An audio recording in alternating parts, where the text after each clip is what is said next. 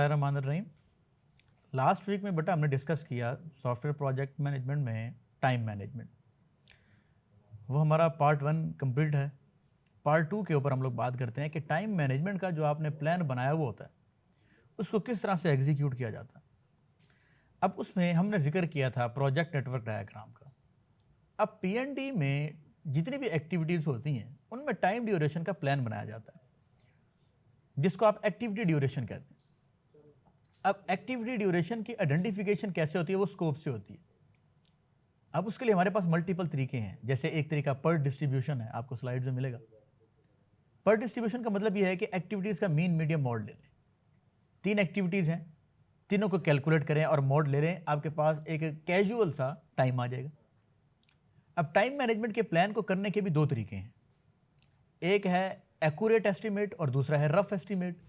Accurate estimate का मतलब यह है कि जिसमें प्रोजेक्ट मैनेजर को एक्सपर्ट होना चाहिए, तभी वो एक्यूरेसी के साथ टाइम मैनेजमेंट का प्लान कर सकता है। अब उसमें भी रिस्क को आप ऐड लाजमी करेंगे।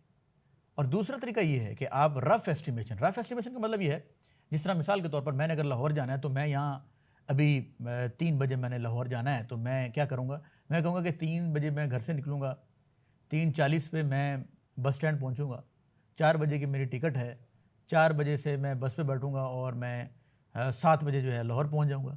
7 बजे मैं लाहौर किस बस स्टैंड पे होगा। मतलब मैं क्या कर रहा हूँ, एक रफ सा एस्टिमेट बना रहा हूँ। अब इसके अंदर मेरी बस छूट भी सकती है, वो भी मैंने रिस्क ऐड करना ही करना है।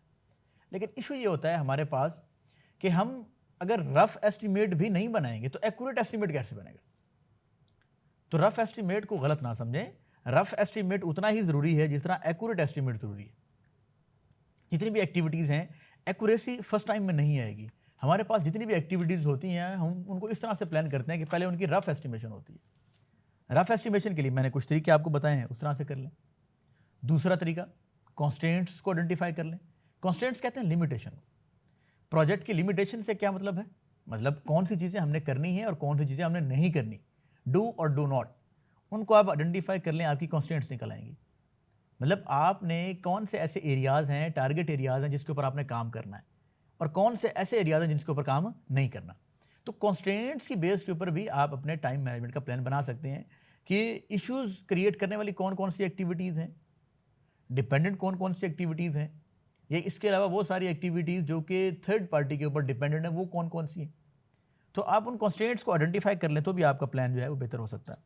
उसके बाद कैपेबिलिटीज़, जो आपके साथ लोग इन्वॉल्व हैं, क्या उनको एक्सटर्नल टाइम चाहिए एक्टिविटी को आपके हिसाब से प्लान करने के लिए?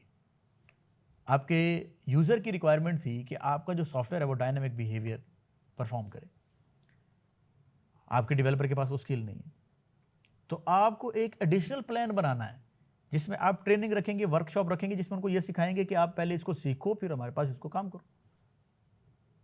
वो भी टाइम मैनेजमेंट का प्लान का पार्ट होगा। तो कैपेबिलिटीज़ के ऊपर भी हमारा फोकस लाजमी होता है। बाकी एस्टिमेशन के लिए पहले आप रफ एस्टिमेट बनाते हैं और इसके साथ रफ एस्टिमेट की ट्रैकिंग होती है। मतलब जो आपने एस्टिमेशन दिया हुआ है टाइम का, उसको आप ट्रैक कर लें। मतलब एक्टिविटी जितनी भी आपने बनाई हुई है, एक्टिविटी की ट्रैकिंग करें। प्रोजेक्ट नेटवर्क डायग्राम की एक्यूरेसी तभी आती है जब आप उसकी सारी एक्टिविटीज़ को ट्रैक करते हैं। एक्टिविटी 1 से एक्टिविटी लास्ट तक आप सबको ट्रैक करें। अब ट्रैकिंग का मतलब ये नहीं है कि आपने नेगेटिव चीज़ें आइडेंटिफाई करनी है। ट्रैकिंग का मतलब ये है कि आपने जो चीज़ें प्लान की थी, क्या वो प्लान के अकॉर्डिंगली इंप्लीमेंट हो रही हैं या नहीं हो रही। ठीक है, जैसे मैंने आपको लास्ट वीक एक एग्जांपल दी होगी कि हमारा अगर एक अच्छा डेवलपर जो है वो अगर 2 घंटे की छुट्टी लेके जाता है, तो इसका मतलब ये है कि वो 2 घंटे आज के भी गए और कल जो वो आगे काम शुरू करेगा वो 2 घंटे लेट शुरू करेगा, तो आपको 4 घंटे का नुकसान है। तो इस तरह से एक्टिविटी को प्लान करना कि एक्टिविटी ट्रैक की जा सके कि कितने % काम हो चुका है, कितने % पेंडिंग है, और जो पेंडिंग है उसको न्यू प्लान भी बनाया जा सकता है। इसके लिए हमारे पास प्रोजेक्ट मैनेजमेंट के जो टूल्स हैं जो कि टाइम मैनेजमेंट को सपोर्ट करते हैं, जैसे क्लिकअप वगैरह है, माइक्रोसॉफ्ट प्रोजेक्ट मैनेजमेंट है, तो उसके अंदर ये ऑप्शंस मौजूद होते हैं। आसाना है, आप इनको यूज़ कर सकते हैं। आप इनका प्लान आप चेंज किया जा सकता है, प्लान को अपडेट किया जा सकता है, उसमें सारी एक्टिविटीज़ को आप रीस्केड्यूल कर सकते हैं। रीस्केड्यूल का मतलब ये नहीं होगा कि आप एक्टिविटीज़ दोबारा से प्लान कर देंगे। रीस्केड्यूलिंग का मतलब ये होता है कि पुरानी एक्टिविटीज़ को आइडेंटिफाई करना कि कितनी हो गई हैं और कितनी पेंडिंग है। जो पेंडिंग है उनको रीस्केड्यूल कर देना।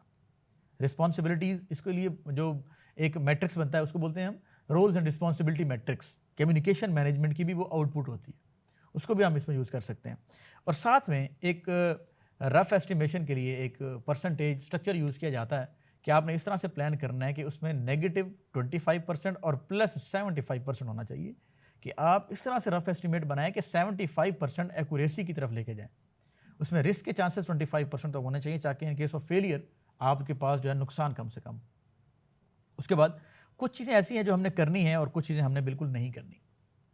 अब करने का मतलब ये है कि कॉपरेशन होना चाहिए टीम के साथ, उनको लेके चलें, जो आपने प्लान बनाया है उसके अकॉर्डिंगली चलें। और डू नॉट का मतलब ये है जो चीज़ें कभी हम नहीं करेंगे। और करने में एक और चीज़ भी ऐड आती है, ऑप्टिमाइजेशन। अपनी एक्टिविटीज़ को ऑप्टिमाइज करें। ऑप्टिमाइजेशन का मतलब ये होता है बेस्ट पाथ। एक काम को करने के 1000 तरीके हो सकते हैं, बेस्ट कौन सा है? अब बेस्ट में हमारे पास आयरन ट्रायंगल है। टाइम, कॉस्ट और स्कोप को देख के आप उसके अकॉर्डिंगली प्लान कर लें, जो बेहतर आती है उसको आप ऑप्टिमाइज कर दें, ऑप्टिमाइज सोल्यूशन हो जाएगा। उसके बाद जो चीज़ें नहीं करनी, कभी भी गैस ना लगाएं। ये प्रोहिबिटेड चीज़ है कि आप जो है गैस की बेस के ऊपर आप आउटपुट ले रहे हैं। दूसरा एक प्रोहिबिटेड प्रोजेक्ट मैनेजर के लिए होता है कि खुद काम ना करें। खुद काम करने का मतलब ये है कि अगर वो एरर आता है कहीं पे भी किसी भी प्रोग्राम के अंदर, तो उसमें आप यूँ नहीं करेंगे कि आप डेवलपर का लैपटॉप पकड़ें और खुद बैठ जाए कहते जी मैं एरर निकाल के देता हूँ। आप जानते हैं प्रोजेक्ट मैनेजर की रिस्पॉन्सिबिलिटी ये नहीं है। प्रोजेक्ट मैनेजर ने जो, देखें आप अगर देखा जाए अखलाकियात के पॉइंट ऑफ व्यू से बड़ी अच्छी चीज़ है, लेकिन आप प्रोजेक्ट मैनेजर हैं, आपके पास और भी बहुत सारे काम हैं। आपने एक्टिविटीज़ को प्लान करना है, अगर वो गड़बड़ हो गया ना तो फिर डेवलपमेंट का टाइम आपका किसी काम का नहीं है। आपको कोड आता है, हमें यकीन है, लेकिन इसके बावजूद भी हम एक्टिविटीज़ को इस तरह से लेके चलेंगे कि हमारी एक्टिविटीज़ ऑप्टिमिस्टिक तरीके से चलें, उसमें इश्यूज कम से कम आएँ। ऐसा ना हो कि हम एक्टिविटी को अपना काम छोड़ के दूसरों का काम शुरू करने दें। जब आप दूसरों का काम करेंगे आपकी एक्टिविटीज़ फॉर्मल इनफॉर्मल हो जाएंगी, उनकी प्लानिंग वैसे नहीं होगी, एग्जीक्यूशन वैसे नहीं होगी। डेवलपर के साथ यारी तो नहीं लगानी, हमने तो प्रोजेक्ट करना है। और गैस नहीं लगाना। गैसेस का मतलब ये है कि इम्प्लीमेंटेशन के साथ साथ आप कुछ ऐसे काम करने लग जाते हैं कि आप उसमें ये कहते हैं कि जी इसको अगर इस तरह से किया जाए तो ज़्यादा बेहतर है। नहीं, कॉज एंड इफेक्ट एनालिटिकल या लॉजिकल रीजनिंग के साथ चलें। रीजनिंग का मतलब ये होता है कि हर चीज़ के कॉज एंड इफेक्ट्स होते हैं, उनको आइडेंटिफाई करें, फिर उनको इम्प्लीमेंट करें, और सारी एक्टिविटीज़ को जो भी आपने डिपेंडेंसीज के फॉर्म में आइडेंटिफाई की है इनको ट्रैक करें। और ट्रैकिंग में सबसे बड़ा इशू, जब आप एक्टिविटीज़ को ट्रैक कर रहे होते हैं तो उसमें हमें जो इशू फेस करने को मिलता है वो ये होता है स्कोप। स्कोप के अंदर रद्दोबदल होती है। अब स्कोप की जो रद्दोबदल है ना, उसमें आप मेन चीज़ को नई साइड पे कर सकते हैं। देखें, स्कोप अगर चेंज हो रहा है ना तो इसको एडिशनल चेंज में ऐड करें। टाइम मैनेजमेंट में देखें ये बड़ी कोर चीज़ है। मैं आपको सिंपल सी मिसाल देता हूँ। आप अगर कोई काम कर रहे हैं, आपको हायर अथॉरिटीज़ कोई टास्क असाइन करती हैं, आप वो काम कर रहे हैं, अचानक से एक और बंदा आपको आके कहता है यार ये तो पहले कर दो साथ में। मुझे बताएं आपकी रिस्पॉन्सिबिलिटी क्या बनती है कि पहले क्या करना चाहिए। अब इसमें आपने सोचना है कि पहले प्रायोरिटी किस चीज़ को देनी है। प्रायोरिटी आपका वो टास्क है जिसके ऊपर आप पहले काम कर रहे हैं। ये तो यूज़र कल आएगा, वो कल फिर रिजेक्ट कर देगा, वो कहेगा यार ऐसे नहीं, ऐसे होना चाहिए। आप जितनी मर्जी अच्छी चीज़ बना के दे दें, उसने तो देखें वो टेस्टर भी है, वो यूज़र भी है, वो तो आपको ये एक्सपेक्ट कर रहा है कि आप तो कुछ भी बना सकते हैं। जैसे हम लोग अक्सर एक बात करते हैं, ये जो मूवी डायरेक्टर होते हैं ना, ये मूवी के अंदर खुदा का रोल प्ले कर रहे होते हैं। मतलब वो कुछ भी उसमें कर सकते हैं, वो मूवी के लिए वो मूवी का खुदा होता है, मतलब कुछ भी कर दे उसमें।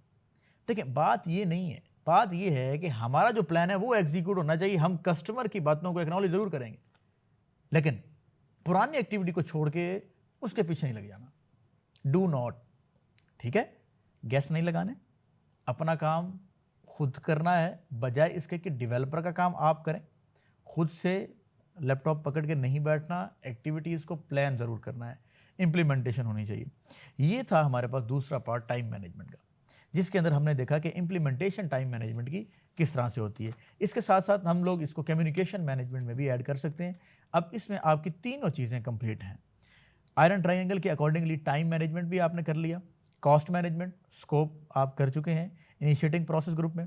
अच्छा, टाइम मैनेजमेंट में अगर आपसे ये सवाल किया जाए कि इनिशिएटिंग, प्लानिंग, एग्जीक्यूटिंग या कंट्रोलिंग फेज में किस फेज के ऊपर टाइम मैनेजमेंट की इंप्लीमेंटेशन होती है, टाइम मैनेजमेंट की ये पांचों की पांचों एक्टिविटीज में इंप्लीमेंटेशन होती है, लेकिन प्लानिंग हम इनिशिएटिंग के बाद प्लानिंग फेज में करते हैं और execution according to time management होनी चाहिए।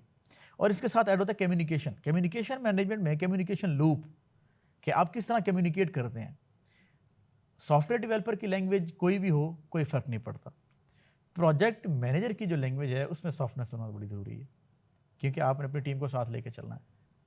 कम्युनिकेशन, मैं तो यूं कहूँगा कि 100% है ही कम्युनिकेशन। कम्युनिकेशन करके आप कुछ भी करवा सकते हैं अपने डेवलपर से, अपनी टीम से, अपने लोगों से। तो बेस्ट वे ऑफ कम्युनिकेशन ये है कि आपके पास एक ऑप्टिमिस्टिक सोल्यूशन होना चाहिए, ऑप्टिमाइज कम्युनिकेशन होनी चाहिए।